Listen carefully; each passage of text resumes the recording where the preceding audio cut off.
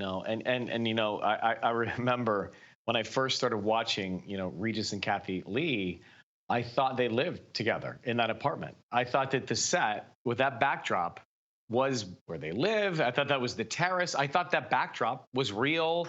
It was like, oh my gosh, these people live in the most beautiful apartment. And I know they're not married, but they're roommates and they have such a great relationship. And I They're didn't quite roommates. understand that. They're roommates in a beautiful apartment in Manhattan. Look, Mom, isn't that the dream? And Kelly, I thought that Joy, there was a moment, because if Kathy Lee was on vacation, Joy would fill in. Yeah. And at first I was not sure. I said, that worked, wait, right? hang on a second. Wait, does this man's wife and co-host resemble? They all live together. They resemble each other. They all have it was like my mind was blown.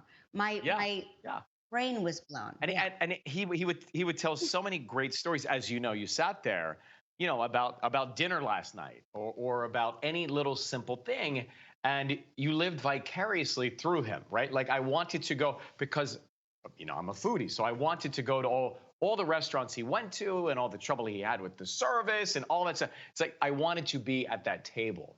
And I think so many people felt that way. And Kelly, I don't know if you know, but along the way in my career, when certain opportunities were offered to me in primetime, because he hosted Millionaire in primetime brilliantly, game shows were offered to me, and I would call Regis and I would ask him, what do you think, and how did you make that work, and how did you do both shows in both day parts? And he was on the phone in a second, so generous with his guidance, his advice, and I had so much. I almost, Cal, got nervous when I was around him because to me he was just on another level. And I remember one morning after we finished our show and we just started, he came downstairs to the radio studio and he gave me a hug. And it was like a seal of approval. And I cry a lot anyway. I was really emotional about it because when I started, I wanted to be there for you, and I wanted him to approve the idea. I wanted to feel that from him, and I felt that when he came down. And I,